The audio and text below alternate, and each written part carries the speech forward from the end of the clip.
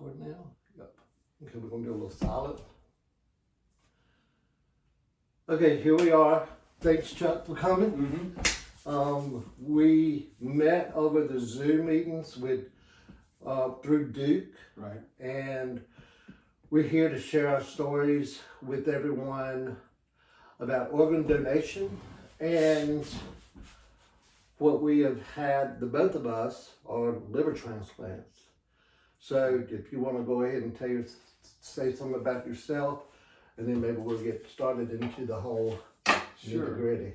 All right. Yeah, I'm Chuck Taylor, 68 years old, almost 69. I had my transplant about 2.5 years ago. Okay. I retired in a year later. Life changed. So the reason for my transplant was liver cancer. Okay, you had liver cancer. Okay, liver cancer. When did you when did you know you had liver cancer? It was about a year before the transplant, a little over a year before the transplant. I'd had some internal bleeding and they couldn't figure out why. And so I went in to get transfusion, and at the time they decided to do all the tests. And when they did the MRI, they saw a lesion on my liver. Okay. And they did a more refined MRI and saw that it was number 5. So 5 is sort of cancer. Tell me what that means. Number 5. Are there's different. I'm not sure the correct word, but there's different parameters on a lesion. And if the lesion is 5, it's basically cancer. They know that. Okay. If it's 2 or 3, they want to wait to see if it's going to get larger and if it's growing. Yeah, believe me, everything you and I have been through, there's a lot of different charts and numbers and graphs. Right, yeah. Everything that we've learned. And I hope as we talk, we're not professionals. Right. We might get some things maybe wrong, or we might be a little off. Sure. But at least we know about it because we've been there and we went through it all. Yeah. When you said 5, I thought maybe you were talking about your MELD numbers. No, no. MELD. Yeah, right. So that has not. That's just the strength of, per se, of the cancer. Right. Is that right? Mm-hmm. Okay. Just if it's, at what stage it's in. And, before it might be precancerous, and then it's now at 5, it's cancerous. And I remember the doctor, the young lady that told us, my wife and I, and it hurt so much to see her eyes, because I just had to think, she does this every day. She tells someone that she's got cancer. And fortunately, my wife and I had talked before that if one of us had such a diagnosis, we would, how we were going to deal with it. So, if you don't mind, what did you say? Because we're going to get personal. Oh, okay, sure. If you don't mind. Well, we talked through it that quality of life and quantity of life, we value quality over quantity. Mm-hmm. So if it was something that was going to be hard fought, long-term caregiving, and we get an extra year together or something like that, or if we didn't take that treatment route and we'd have 6 months together, but it would be the quality of life that we had now, that we agreed that that's what we wanted to do. I'm an emotional person, so I hope I don't get too emotional as we speak, but I can totally understand what you're talking about. And when you said her eyes, were you speaking in terms of the nurse when she was talking to you? The doctor. The doctor. Yeah. So she knew how just telling that to people. Day after day after day. I can only imagine. Not that it wasn't emotional for us, and we had our time, but it just struck both of us at first of how bad we felt for her that she had to do that. Well, you know what? That just goes what kind of people you guys are when you were seemed like you were more worried about how she felt than receiving the news. Yeah, I'm yourself. sure if we hadn't talked before and Yeah. sort of Uh-huh. knew. Wow, you were what thinking we're- about her. That's amazing. I know in one of my interviews, I've got the perspective of a spouse and watching the spouse's better half go Right. through what we've been through. But your situation is a little different than mine. And getting back to the spouse thing, I want you to talk about how it affected her Mm-hmm. watching what you went through. Yeah. You know, Well, we did something that I haven't seen written about, and I think both of us would agree. There's not a lot of information on how to deal with relationships and communication and the personal stuff that you go through, non-medical, but just the personal impact of the process. But we talked to them, and we decided to journal what I was experiencing and what she was experiencing. dude. Because, I was out for however many hours and I woke up and I had a new liver. She was going through all this other, I had no idea or couldn't have had she not tracked it for me. She saw it all. Yeah. We don't remember that. We remember bits and pieces, Yeah. but they remember it all. Yeah. Some of this communication I've had, it's some of the things I've heard that I did and said, and I'm sure you probably heard stories too. Yeah. So, how long were you in the hospital? Well, that's one of the things that I'm reminded that I said when came out, came to from the surgery and all, and found out the status where I was, as best I could understand at that time. I said, "So, am I on schedule or ahead of schedule?" And they said, "Well, you're where we think you ought to be at this point." I said, "Okay, well, I'm going to get ahead of schedule." And that was the thing I wanted to do the whole time. If they said, "You might get up in a couple hours," I said, "I want to get up now. I want to be ahead of schedule." So I was in for 4 nights. So you had your liver transplant On Monday, and I was home on Friday. dude. So I was very fortunate. I mean, I had no hiccups. It couldn't have, gone better. I'm very fortunate.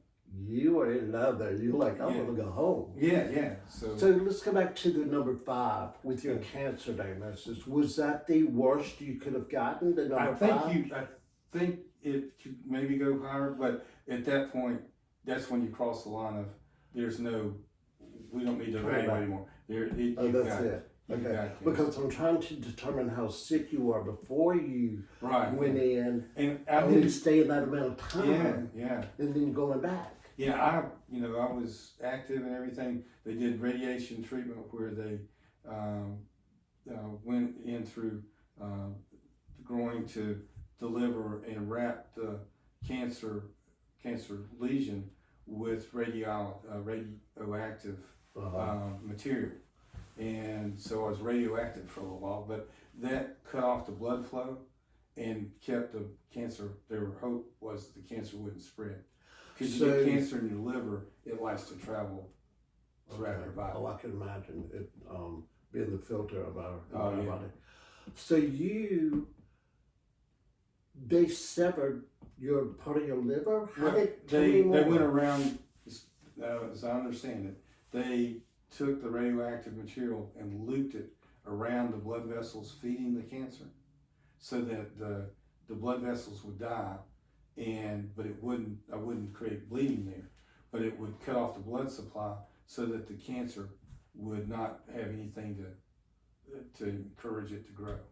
So it got a little bit larger, but not much during that time before I got the transplant. But what it did to my MELD score was it raised it by 21 points. So what was your MELD score? It was like 17 or something. 17. Wow. So you got in there at a good time. Yeah, I was very fortunate. They did all the tests and you went directly. You were in the hospital when you got for a number of days before.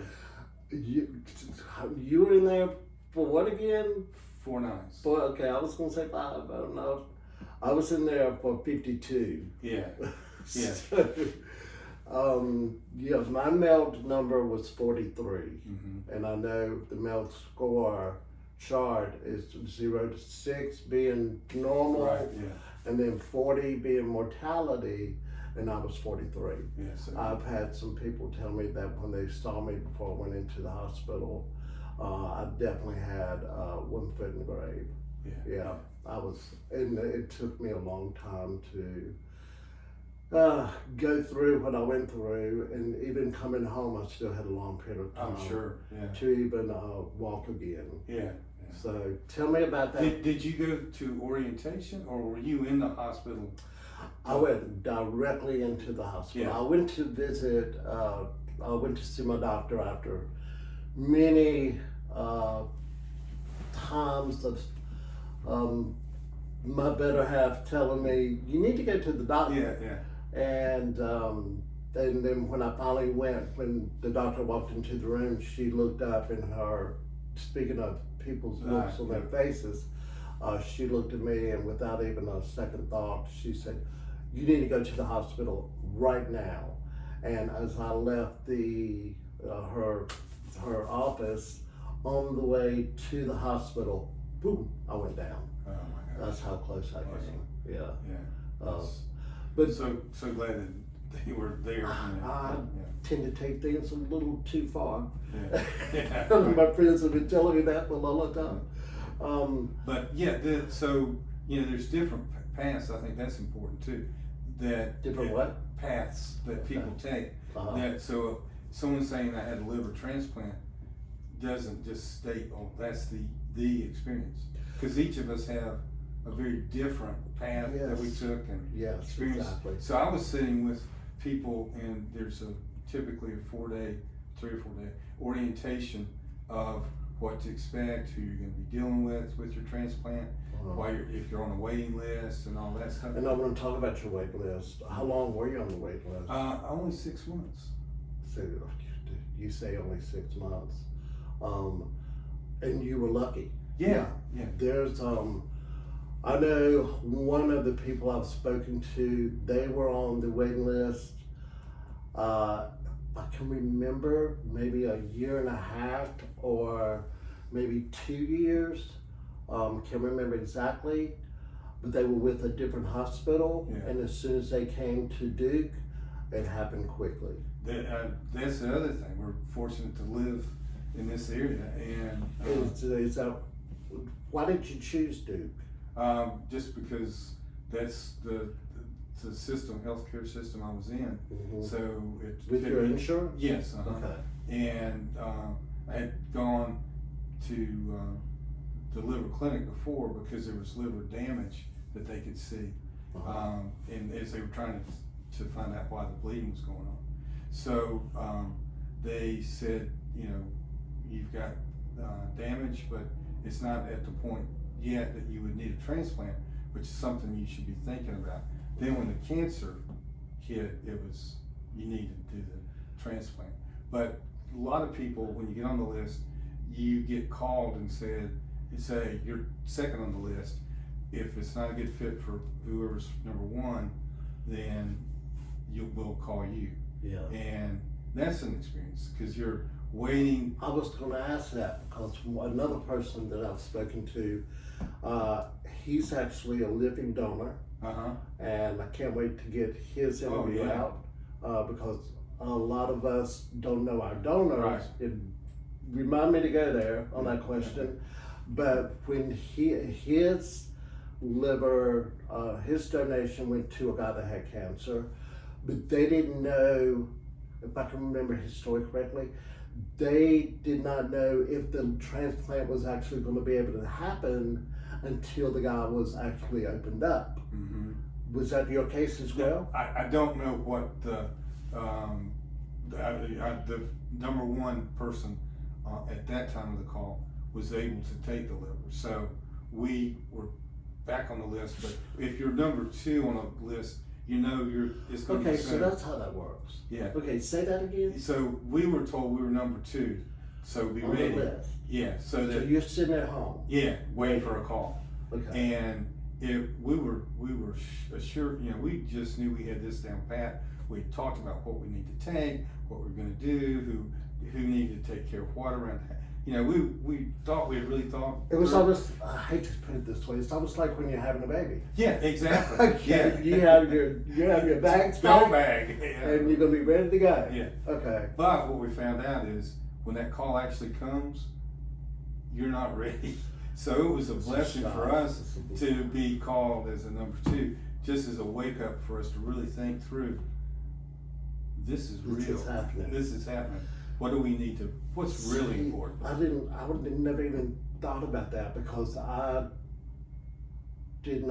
was put at number 1 on the list. I'm sure, Kyle. So yeah, because I was so close to death, Yeah.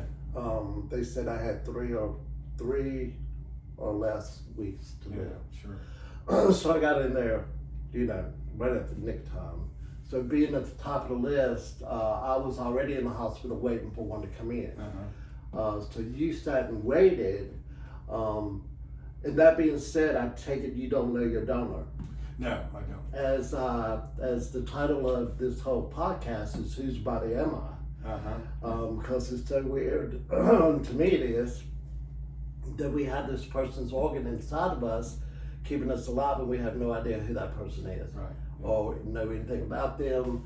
Have you reached out to your donor family? No, I haven't, and it's it's a really Everybody hard is thing different. for me to process because I want to thank the donor, but that's not possible. Obviously, the donor. It's right here. passed. They're listening. You Yeah. would think they're families. Yeah. I mean, you want to thank their family for sure, Uh-huh. but also I feel like I'm intruding in their life without. So I've got a letter to go to the donor's family. The other thing is I wanted to make sure I was going to survive. I mean, I didn't want to. Well, there's this thing on a bridge. You know about yeah, on a bridge? right, yeah. So they take our letters, and you know what they do. And just to inform everyone out there, it's on a bridge. It's a third party that takes our letters or cards. They read over them to make sure they're okay to send to the donor family. Once the donor family gets it, we're informed that they have received the letter. And then they have the opportunity to reach out to us if they want to. Mm-hmm. I haven't heard from mine. After my 1 year anniversary, I did send them a card. I want to meet them. I really do. Sure. It's just who I am. I want to find out about this person. It's hard for me to even refer to this liver as my liver. Occasionally I say my liver, Mm-hmm. but then in my head I go, this is not my liver, it's someone else's. And that person is inside of us and they're keeping us alive. So it's just. How long are you out from the transplant? I am a year, I'm almost 2 years. Okay. I told my wife about, I guess almost 2 months ago now, that I feel like it's there. It's part of me now. Okay, good. There's just a change in the feel, and the pain was different. Let's talk about that. How much pain were you in thereafter? I mean, you came home so suddenly. Yeah, well, and I did fine for 6 months. I was ahead of schedule all the time. I'd even gotten to where I could play a few holes of golf. Okay. And the day that they called me to say you need to get to the hospital right now, I had been on top of one of the outbuildings at our property, blown off the roof of leaves with a leaf blower. Wow. And Your life changed that day. so so then the next day I get a call. My wife and I are at the shop and get a call and said, your numbers are horrible. Come in right now. Have your wife drive. Don't get behind the wheel. So I got Get off the roof of that house. Yeah, and I didn't tell them about that at that point. But, so I got there and I was had liver rejection because I had a CMV, a virus that you can get that your body has a hard time fighting because of all the medicine that we take. Yeah. And it created problems, and I was in the hospital 8 days for that, Yeah. until they could get me stabilized to go home. And it took probably 5 months to get through that. Yes. So I didn't have any trouble on the front end, but on the back end of that year, it was. Yeah. I don't know what's going on outside, but it tends to be getting louder. So do speak up so you can hear what's going on. I wasn't informed of any neighbors having anything done today. So, but hey. So I do. What more? So when you came home, you could walk. You could do it. All that. When I came home, The pain. that night I walked upstairs to our bedroom and I slept in the bed. I know when I got home, I couldn't walk. Yeah. I was in a wheelchair for quite some time. Sure. Yeah. Even though they did tell me that I didn't need to be in a wheelchair, I needed to be in a wheelchair. Yeah. And that being said, when I know I don't want to give too much of the story of this other person, but with the person that he gave his part of his liver to, it was kind of the same situation with him being the living donor. He had to sit and wait until the call came in. Yeah. And then it was, could you imagine? Yeah. Right. I know, here you are I am the living donor of this person. Yeah. His story is unbelievable. When we sat down and spoke, the first time I met him, we were both brought to tears. I'm sure. Yeah, can't wait for you to see. Yeah, I would like to. Yeah, it's going to be great. Did you have a chance to sort of process and understand what was happening when the transplant actually happened, or were you so sick that you just got so willed in? You know what? I don't want to make it sound like it was nothing serious, but the entire time I was in the hospital, I think I was so sick that let's just say I didn't know how sick I was. Yeah. So I was cracking jokes. I was actually, one of the nurses took the better half out to the hallway and said, "Is he masking his sickness, or is he always like this?" And of course, the response was, "He's always like this." So, but I think having the way I am, it was as if I didn't take it so serious. And I hate to put it that way, but I think that did help me get through what I went through. Yeah. Well, and I think that's an important part of this, is that your experience is way different than mine, and each of ours is way different from the next person, and that's why I think it's important to have these kinds of conversations and kind of support, because there's not a book you can read. No, there's not a book. Everybody is so different. And hopefully we get the message out to people to not be afraid to go through what we've been through. Right, yeah. I have a friend whose uncle just passed away, and he did not go through with his, he didn't go through with anything. And I don't know if he was just scared to do it or if he was too sick to do it, but he chose not to have a transplant, and he is no longer with us. Yeah. So, and I didn't get overly excited about the idea when it was. It's a bit scary. Yeah, first presented, because I thought, well, what's the you had prepared yourself what you were going to go through. Yeah. I didn't even have time to prepare myself. Absolutely. So I had no idea what I was about to go through. And I've got a sort of interesting process now. My older brother is going through orientation for a liver transplant right after Easter, so he'll be at Duke. And talking with him, because he's older, he said, "I don't want to take someone's liver," or, all those things that run in your head. He's lucky and to have you there. But I don't know about if he'd say that, but to give him advice.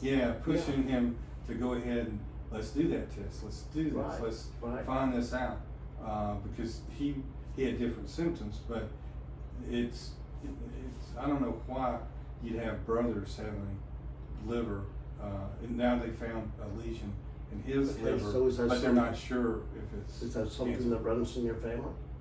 Not that we're No? aware of. I think I heard something where it's not something that does run in the family. That's- It can happen to anyone Yeah. at any moment. Yeah, Yeah. so I think that's true, and so the odds are probably pretty slim that. Yeah, I think I heard that on talk show just this morning. Medications. Mm-hmm.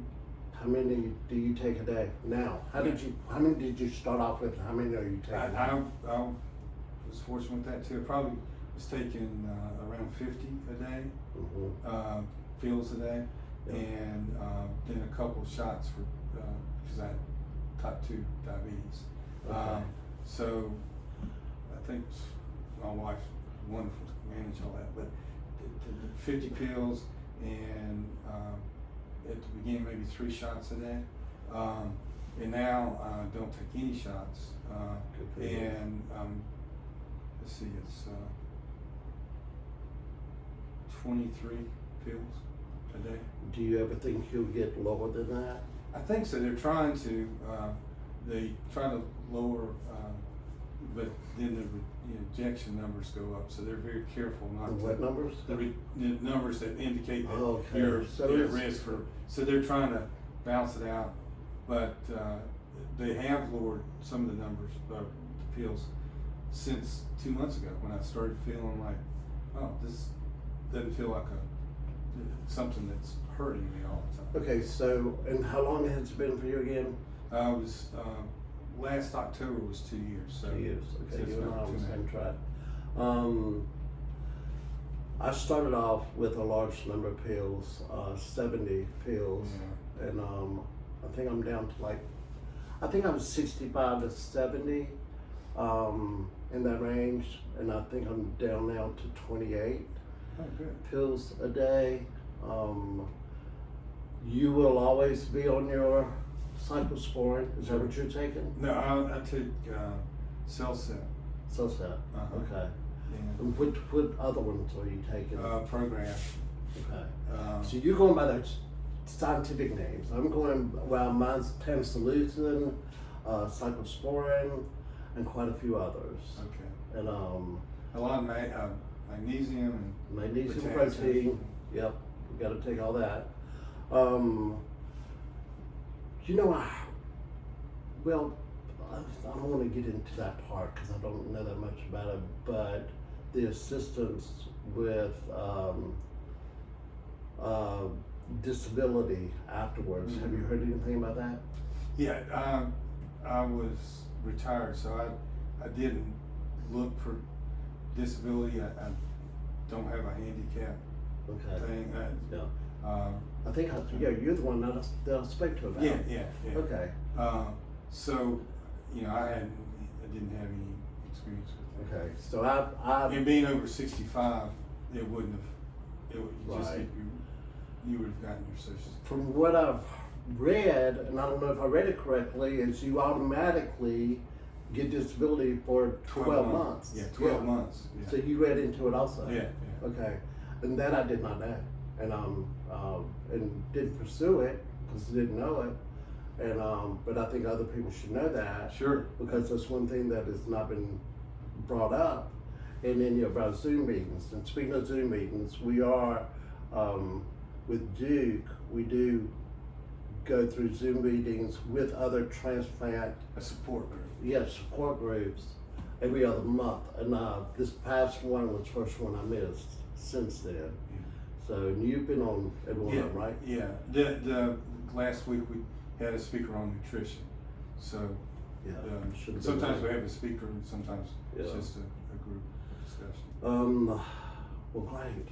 That just amazes me. You got us so soon. Yeah. Well, like I said, but part of that too, for folks that were fortunate, maybe fortunate as I was to get through, you deal with a lot of guilt that, I got this and I didn't go through the suffering that these folks did, or, Well, you're sitting with people that look like they need a liver transplant and you have no grayness or yellowness to your skin, So, and you're like, man, so you didn't go through all that. no, Okay. I didn't, and Mine it's okay not to go.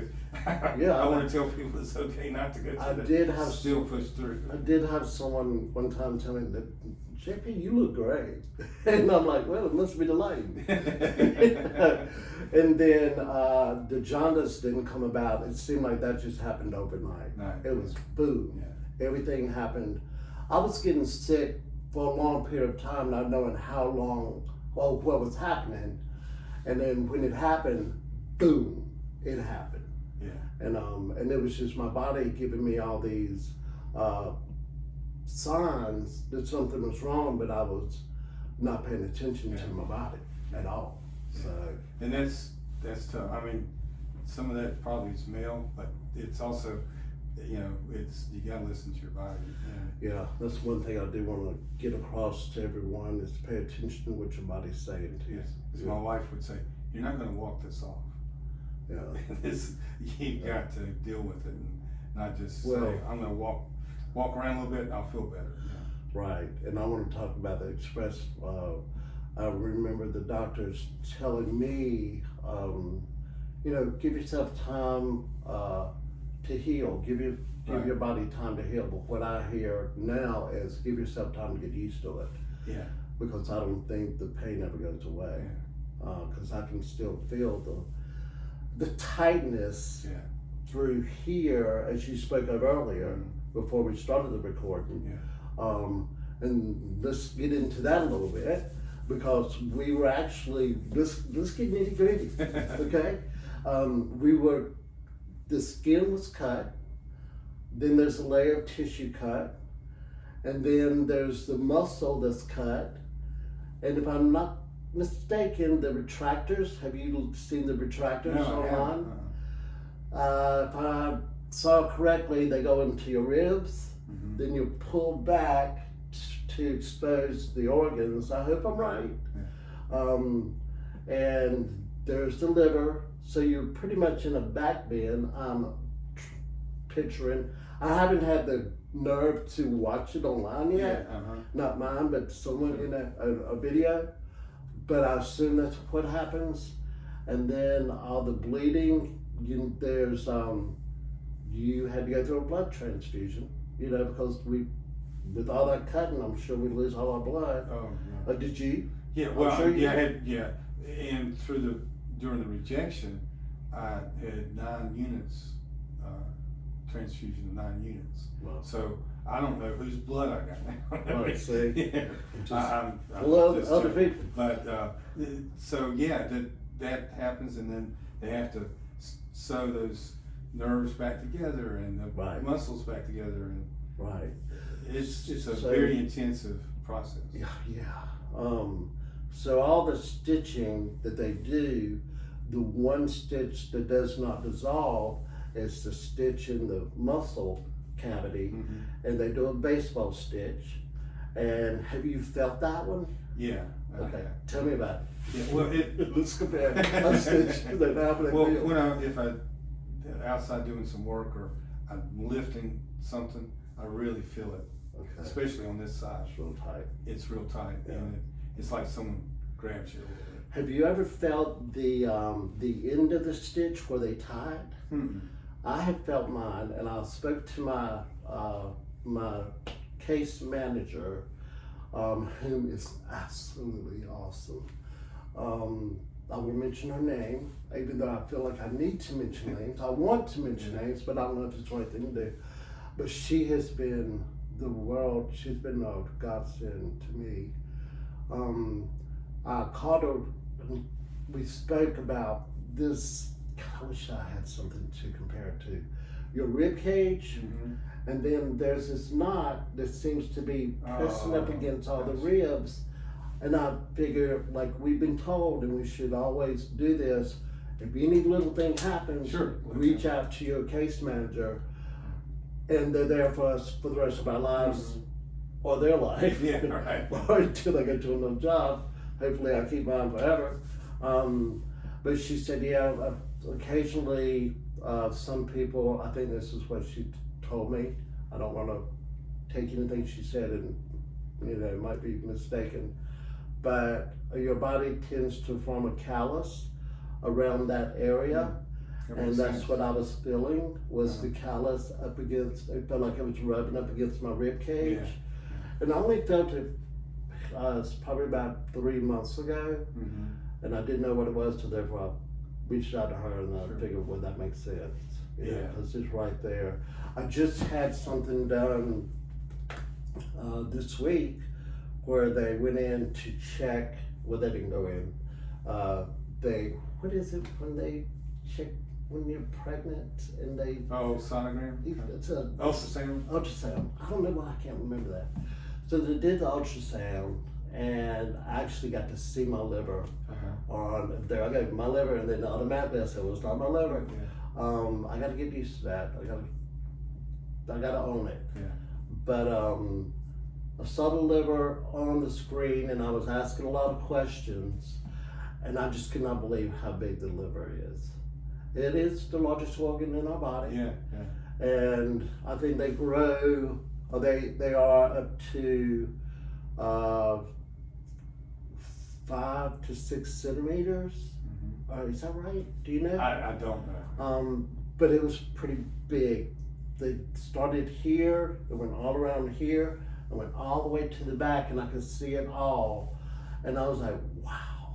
Yeah. Well, the question I have is, there's got to be different sizes of livers. Well, And so, right. what if, I'm short waisted. So, what if I got a long waisted person who had a bigger liver trying to shove it in there? Because sometimes it doesn't feel like it fits, Okay. in the beginning. It feels like it's just so tender in Yeah. that area all the time. As a matter of fact, I was just speaking to someone the other day and I went to touch myself here and I could still feel numbness. Yeah. Do you still feel numbness? Yeah.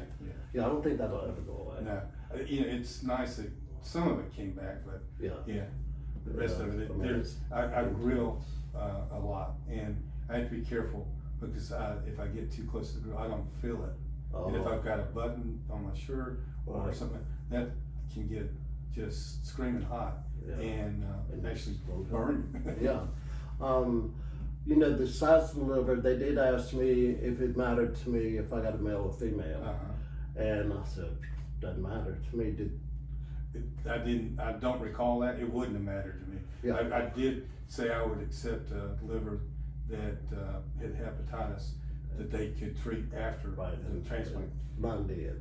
And So I didn't have that either. Mine came with hepatitis, and it took 3 months for the treatment of it. Uh-huh. And I think they have to check every year for the hepatitis to see if it's going to come back or not. I'm not quite sure if it's going to come back. That's why they check it, but I'm sure it is. Yeah. But seeing my liver, there I go again, thinking it's not my liver. On the screen, I have this feeling that it probably did come from a male because it seemed pretty large. Oh, okay. And I just, for some reason, I just want to know more about that person. Sure. Once again, whose body am I? Yeah, right, yeah. So, anything else you think you want to talk about? I'm sure there's so much we're going to talk about now, and then we'll probably wish we had. We haven't talked about the fatigue that you feel, the brain fog. Oh yeah, I had a lot of trouble with brain fog because the medicine that I was taking to deal with the CMV impacted my glucose. So my glucose reading would go down to like 40 and get real serious brain fog, and obviously you don't know it at the time. Right, you don't. And trying to make decisions you shouldn't make, or trying to drive and you shouldn't drive, and you have no indication about it. And you don't know. You have no So idea what's you going on. really count on your family, friends, whoever to tell you, and you have to talk about it when you're not in brain fog, so that you come to agreements ahead of time. If I say this to you, whether you believe me or not, you're gonna stop, and we'll wait and see if I'm right or not. You know, Yeah. if you go ahead, bad things can happen. If you don't, no bad thing can happen. So it's worth trusting that if the person tells you. You know, speaking of the fatigue, the symptoms, you think, like I said earlier, you know, it's just something we're gonna have to get used to. But the symptoms that we have, it's amazing at how fatigue just seems so normal to everyone. Yeah. But it was a symptom that I had before it happened, and it's now still sticks with me. Getting out there mowing that front of my yard. Oh, I can remember beforehand, I had to stop and rest probably 4 times just to do the front yard. But now it takes a little time for me to get into going. But you know, once I do, I can do it. But then afterwards, I'm like, okay, I need to sit down. Yeah. You know, so yeah. Yeah, it continues. I had it before as well. That's one of the things that would hit me suddenly. But that's the symptom that my brother had that really got my attention. With, you know, we'd be talking like this, he'd go to sleep. Wow. So that's why I kept pushing him to get the test. And so anybody that's got that symptom, it's Right. well worth checking out. You need to pay attention what your body's saying. When is your brother gonna go in? We won't mention his name or anything, but April 6th he goes to orientation, and then you know, I say you know, but you don't know because it's not your path. But you go through, and then you get evaluated to be on the list, and it goes to the national, you know, group that decides your placement on the list, and then if he gets accepted to be on the list, probably 6 to 8 you've months. told him to go to Duke. Yeah. But you've suggested, I Yeah, should yeah, say. yeah. All right, yeah, because I think Duke is the place for Oh, me. absolutely. No doubt. And he doesn't live in the area, so he'll have to get housing for the period of time. Because if you're on the wait list, they want you within 2 hours, Right. which makes it, you know, how fortunate were we to be within 2 hours and not interrupt our lives. Yeah, I think I remember something like when I got home, I had to be under a certain amount of care for a certain number of weeks, and I had to find a place to stay. I had to be within a certain number of miles of the hospital because I couldn't walk. Yeah. There were times I couldn't feed myself. I mean, it was horrible. Yeah. But to have jumped back like we both have, Yeah.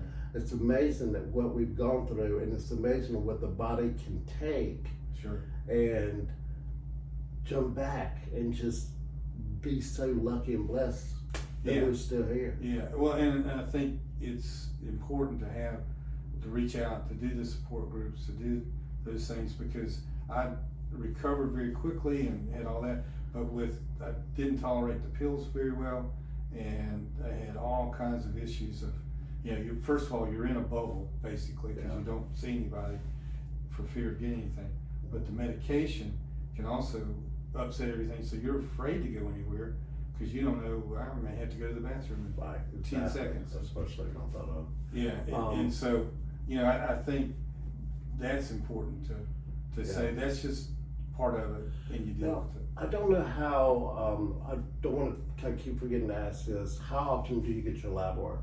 Your blood Right work? now, every 2 weeks. I still get mine every 2 weeks. Aren't you glad? Yeah.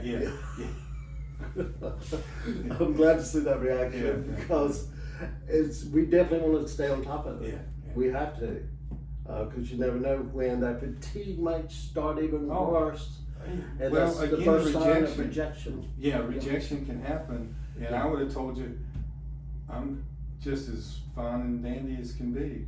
And my glucose had gone up to 635, and that's the range sort of doesn't even go that far. One thing I know, my last few blood tests, I have been quote unquote textbook. So it's all in the green. That's good. So we're doing the right thing, and we got to stay on top of it.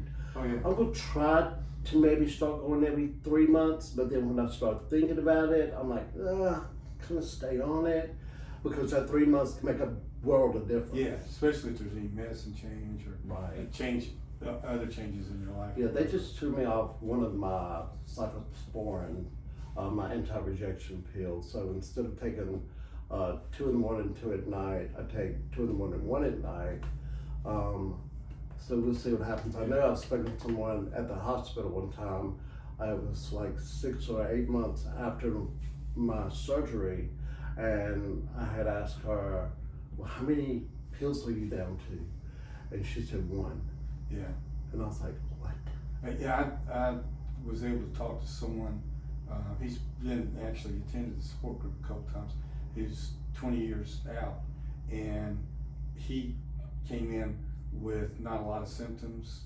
And I said, I need to talk to someone who wasn't so sick, because I'm having these issues with. I just want to hear from someone else that what you're doing is the right thing, and you know it's okay that you're not that sick. You still are sick. Right. And I'm glad we're doing this for other people to hear. Yeah. Because one of the reasons why I wanted to start this, because I had spoken to them about when we were in the hospital, not you, but when I was in the hospital waiting, I really didn't have anybody to talk to that had been through it, and to, you know, they were telling me what I think were the possibly worse outcomes could be, but I wasn't able to hear anything about you're gonna be fine. Everything's gonna be fine. I've been through it. You know, if you have any questions for me from not a doctor's perspective, but from someone who has actually been through it, and thank goodness for the doctors to know what they're doing and everything. We couldn't have gotten better medical care. Dude, tell me about it. And support. Let's drop some names. Who was your doctor? Who was your surgeon? The surgeon was Barbas, and Segovia is my liver doctor, but Tracy's my coordinator. Okay. And you know, Tracy's a lifesaver. Yeah. Mine's Jeffrey Ann. She's my case manager, and my doctor, Dr. King, and the head of the department, and Dr. Collins was my surgeon, and but I have spent a little time with Dr. Collins afterwards. He's the nicest guy ever. I think they all are. Yeah, they're great. But this is a area in medicine in general, I think, that it's so exciting. I'm glad we mentioned the names. Yeah, because they deserve everything they can get. Absolutely. Yeah.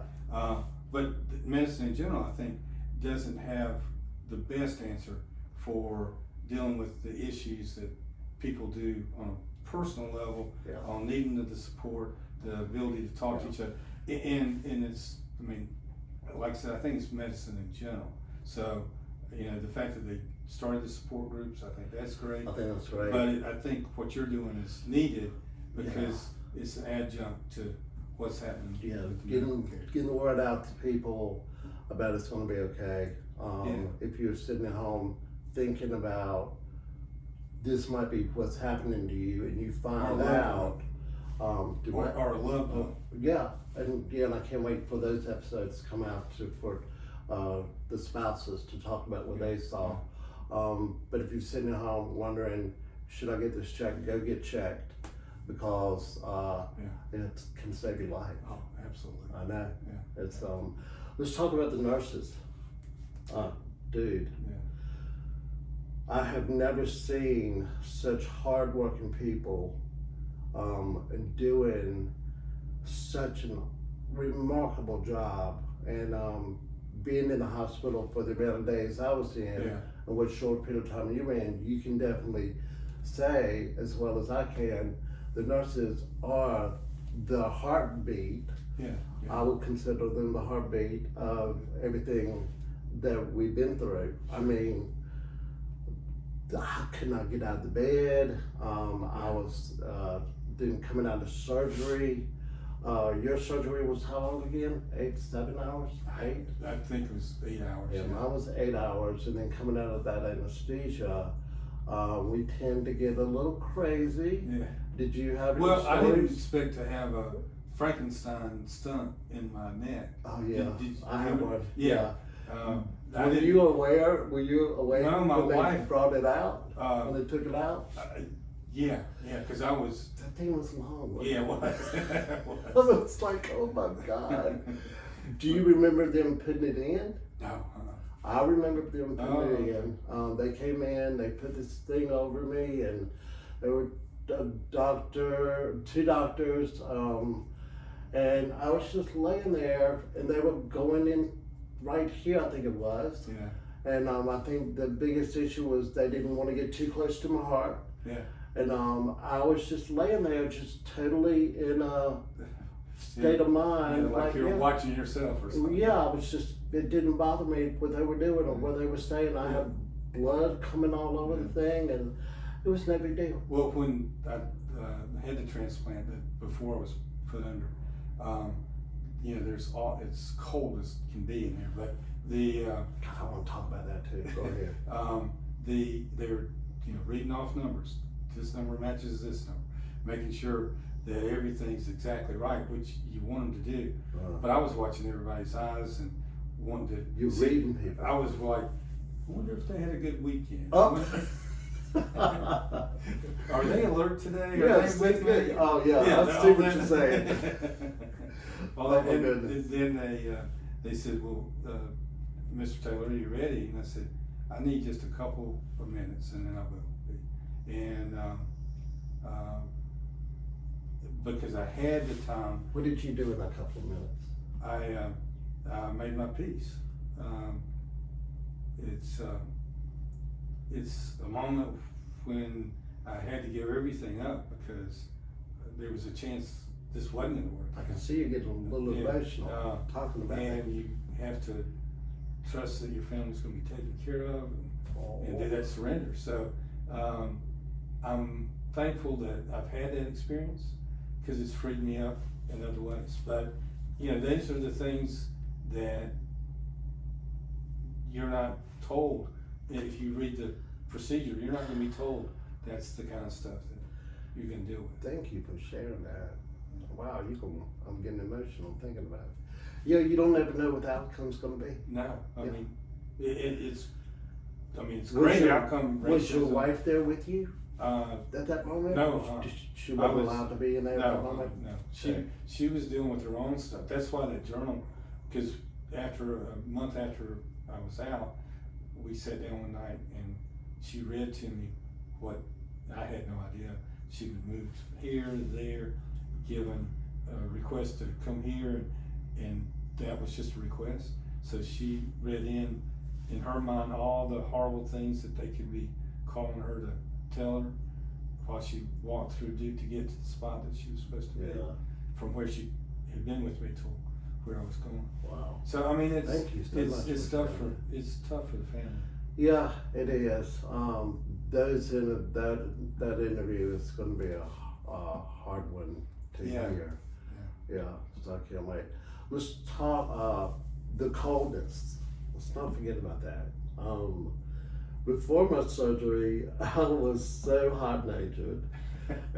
Do you know where I'm going with this? I was exactly the same. Okay, and then what happened afterwards? I'm as cold as can be. I freeze all the time. And this just seems to be typical of everyone who has gone through what we've gone through. That's good to hear. I didn't. Yeah. I got 3 layers on almost all the time in the house. Yeah. And I could be outside right now. It's probably today's kind of a cold day. But last summer, I would sit in my vehicle outside in the summertime just to warm up with no AC on. Oh yeah. Yeah. I'm like, oh God, it feels so good. Yeah. Jeffrey Ann had told me about how body temperature does change after the surgery, and it's normal. So what you're experiencing is normal. Yeah, we just gotta live with the rest of our lives. It's funny after being hot natured that. I mean, now I sleep with a hoodie on. I have sweatpants on. I have a comforter over me, and a blanket and a blanket, Oh, and I'm nice. wearing my hoodie at the same time. And it's the only way I can really get my body temperature to a Yeah. point to where I'm warm, Okay. and it takes that much for me to warm up Oh, wow. as I'm going to sleep. Yeah. I know, so, great, this has been awesome. Yeah, well, thanks for the opportunity. Do you want to talk any more about something that you're working on? How is that? Did you tell me about? Yeah, I'm working on a project that would be an adjunct to the medical care for just the information that people need, support, articles and tip sheets, and then lived experience stories. So that Journals and stuff. Yeah. If you started it before you even got to where you are now. Yeah, well, it's what I used to do when I worked. So Okay. it, All right. it's just a follow up, a way to apply that to. All right. to Well, my once you situation. get that going, maybe I could put it Oh, in sure. your description. Yeah, that'd be great. And I'll put that information out there. Yeah. So, Chuck, golly, I know there's going to be more Yeah. that I'm going to want to talk to you about, but Well, I'm just glad you started this, and I hope it Thank goes you. well.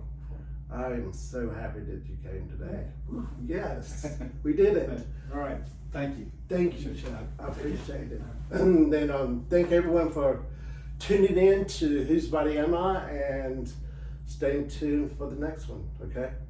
Y'all have a good one. Sounds great. Okay. Dude, just.